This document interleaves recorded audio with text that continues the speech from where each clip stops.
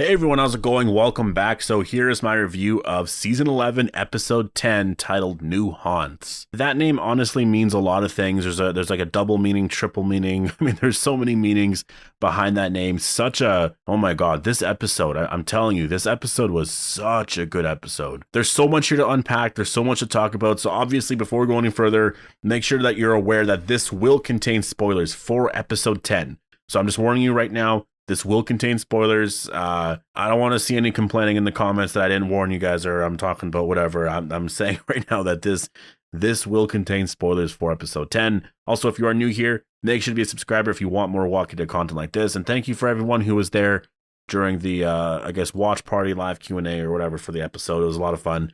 Yeah, really crazy. I'm so happy that I get the episodes early. It makes it so much easier because I can actually do my review and stuff now, and then this review should be out by the time you guys are done watching the episode, so it sort of works out for me. But yeah, thank you so much. If you want to join next week or next Sunday or next Saturday night stream, the link is down below. The Twitch channel name is Appetite for the Dead. I hope to see you guys there. Now, there's so much here to talk about. I guess first we should start off with just sort of where the episode, or what the episode wants you to really focus on. And a lot of that is just sort of the shock of the way things are now. And I am such a huge fan of what they did here in terms of, jumping forward in time 30 days. If you remember at the end of episode 9, they did a 6-month time jump, right? Well, here for episode 10, this was actually only 30 days in. So we're building up to that moment where we saw Daryl and Maggie sort of butting heads there at Hilltop, right?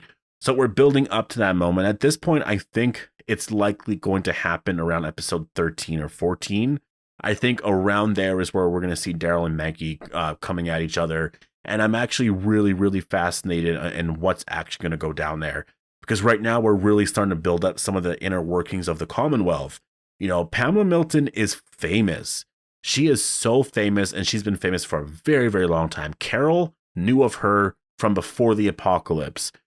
Connie knew of her because Connie was actually responsible for taking her uncle down. Pamela Milton's father was actually the president of the United States. So we actually had a President Milton beforehand or whatever. I guess, I'm assuming, it would have been Milton, right? So in the Walking Dead's universe, there was actually a President Milton. I mean, isn't that insane? So we're learning a lot of the backstory to the Walking Dead world in general. So that was really incredible. And yeah, Pamela Milton is super famous. Whenever she shows up, everyone's clapping, everyone's cheering for her.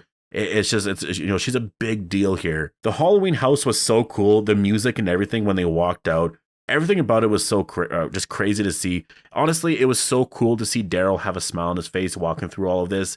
He was the one person that I was worried about going in here. If he was just going to be like so unsure of everything, not smiling, not happy, and just sort of looking around like, I don't trust this, I don't trust that. At this point, he just trusts everything. He's walking around, he's just like, he's smiling because the kids are so happy. We do get more hints at like a potential relationship in the future in this episode. It seems like there's definitely something going on. They're kind of flirting a little bit. At least Daryl seems to be has all these feelings for Connie. But man, it's just, at this point already, like, I don't know what's taking so long. It's one of those things, like, it makes absolutely no sense. I thought they would be doing a lot more with the characters, but they're just not.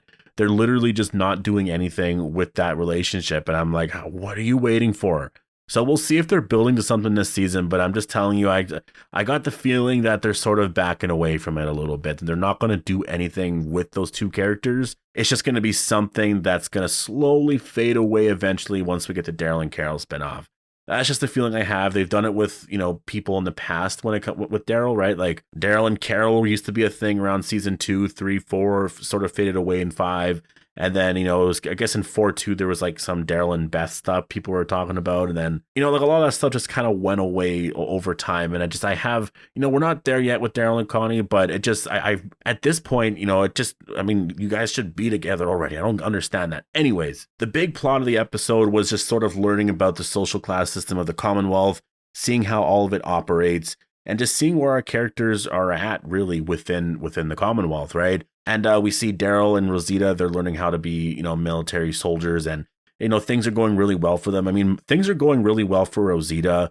And, Rosita and Daryl, they actually have this little contest at one point, and Rosita ends up doing better than Daryl, just in the sense that she's actually willing to work together with her partner. Daryl's not. Daryl's like, no, man, I can do this shit on my own. So he starts to do things on his own, and Mercer doesn't like it. He's like, outside of these walls, you're used to doing things on your own, but in here, you have to help people out. And that's one of those things where it does actually get to a point in the episode where we do see Daryl and Sebastian butting heads quite a bit, because again, this is something that Eugene did with Sebastian, in, I guess, earlier this season, in which he actually saved Sebastian's life. And Sebastian was really pissed off about that. Like, he just takes offense to it. He's just like, what, you think I couldn't do it? And Daryl in this episode saved Sebastian's life easily. And he was pissed off about it. And Daryl and Sebastian, they're definitely, like, they hate each other for sure. They're already like, in the comic, it was Rick and Sebastian, and that led to Rick's death.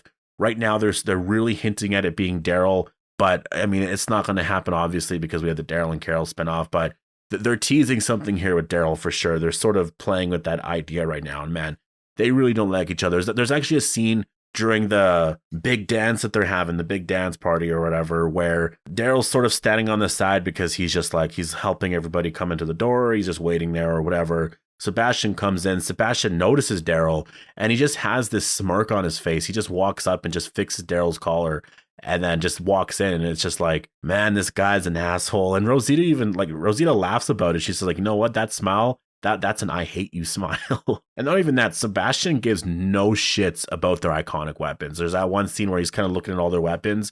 He doesn't give a shit about any of them. He's just like, this is really dumb. This is stupid. And he just throws them all into the woods and stuff. Like, that was just honestly really dumb. Carol does find out in the episode that Ezekiel is 147th in line to get the surgery.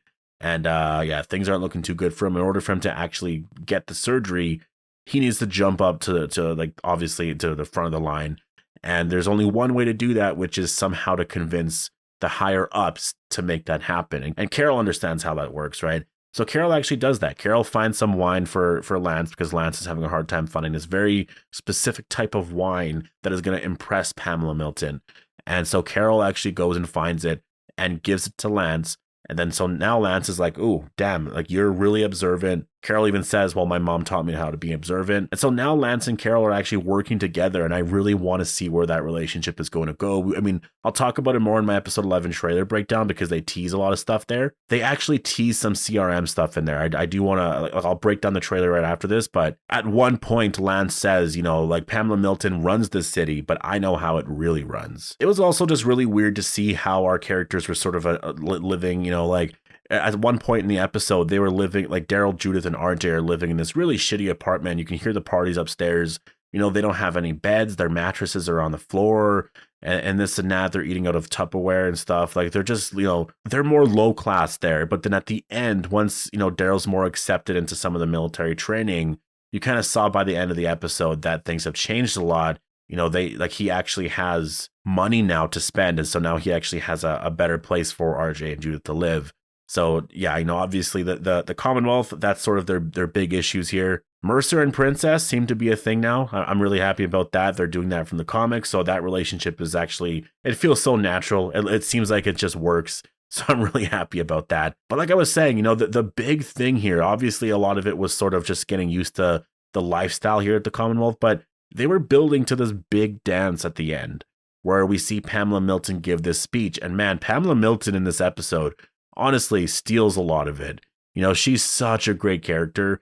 It's just everything about her. She's just so captivating to watch. I want to hear everything she has to say, because she's the most famous person at that place. Everyone wants to know or speak, just in general to Pamela Milton. And I'm really excited to see where that's going to go, especially when we get into some of the stuff later on this season, when she's, I guess, taken down from her stature, right? Where she's brought down to a lower place where she has to like get into fights and stuff with like Daryl and Maggie and stuff like that. When Pamela Milton goes to the hilltop and argues with Maggie, that's going to be a lot of fun. This soldier, though, the ex-soldier that we saw in the bonus episodes, the one where the princess, kicked his ass, he's actually now a waiter. His military status was stripped from the Commonwealth.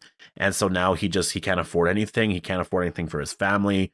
And at one point, he actually tries to kill Max, who is Margot Bingham's character. I guess that's just her name now. Her name's Max. So again, another little thing here that pissed me off. Sebastian started to yell at Mercer and was like, what the hell are you waiting for? Like, why are you standing there? Go after him. And man, that was just like, that kid is so privileged that just, you know exactly what I mean. When you watch that scene, it probably pissed you off because like he's speaking to Mercer and Daryl like that. I mean, I guess more specifically Mercer in that scene.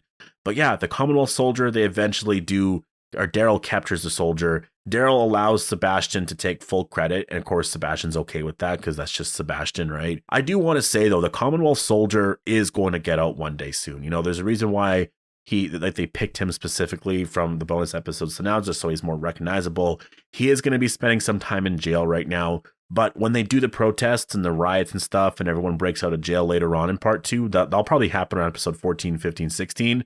Then that's where he's going to get out and he'll actually be able to join. And I believe at the end of the day, he will be fine, unless obviously he dies in battle or something like that. But yeah, really great episode. There was a Motorhead reference. You know, Eat the Rich was playing a lot. I even called it on the stream. I was like, man, you got to play Eat the Rich. That'd be the perfect song. And of course they did.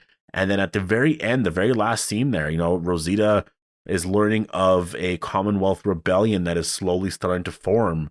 So really interesting. Obviously, it's teasing what's to come in the next couple of episodes. So yeah, we're going into this. Like, we're definitely going straight into this arc here. So yeah, I'm really excited about all that. Definitely post all your thoughts down below. Hope you guys all enjoyed the video. Make sure to be a subscriber if you want more Walking Dead content like this, and I'll see you guys in the next one.